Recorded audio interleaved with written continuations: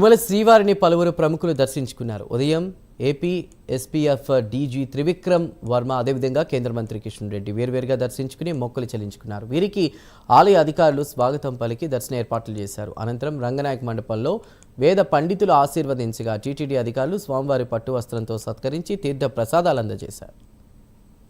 తెలుగు నూతన సంవత్సరాది యుగాది పండుగ సందర్భంగా తిరుమల తిరుపతి దేవస్థానం కలియుగ దైవమైనటువంటి వెంకటేశ్వర స్వామి ఆశీస్సుల కోసం రావడం జరిగింది.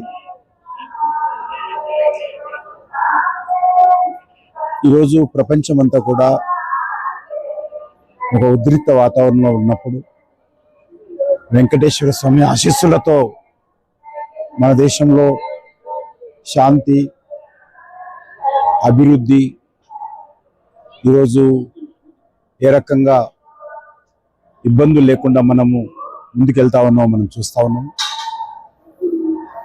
అభివృద్ధి చెందిన దేశాలైనటువంటి అమెరికా లాంటి దేశాలు కానీ, లేక చాలా సేఫ్ జోన్ అనుకున్నటువంటి అరబ్ కంట్రీస్ కానీ ఏ రకంగా ఈరోజు ఉద్రిక్త వాతావరణంలో ప్రజలు ఇబ్బందులు పడుతున్నారో మనం చూస్తూ ఉన్నాము.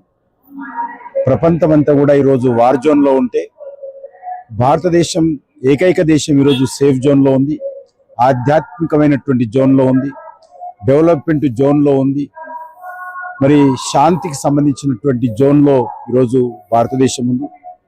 మన ప్రియతమ ప్రధానమంత్రి నరేంద్ర మోడీ గారి నేతృత్వంలో మరి ఏ రకంగా అనేక ఉద్రిక్త వాతావరణం ఉన్నప్పటికీ కూడా మన దేశము 140 కోట్ల మంది ప్రజల సంక్షేమం కోసము కలియుగ దైవమైనటువంటి వెంకటేశ్వర స్వామి ఆశీస్సులతో ఏ రకంగా పరిపాలిస్తున్నారో, ఏ రకంగా సమస్యలను పరిష్కరించుకుంటూ అందరినీ కలుపుకొని ముందుకెళ్తున్నారో మనం చూస్తూ ఉన్నాము.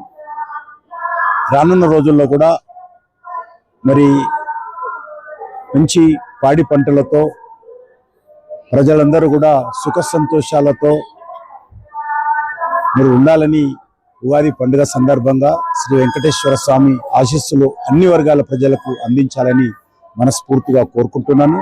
ప్రత్యేకంగా మన దేశ ప్రధానమంత్రి అయినటువంటి నరేంద్ర మోడీ గారిని మరింత సమర్థవంతంగా పరిపాలించే విధంగా ఆయనకు ఆరోగ్యాలు ఇచ్చి శక్తినివ్వాలని వెంకటేశ్వర స్వామిని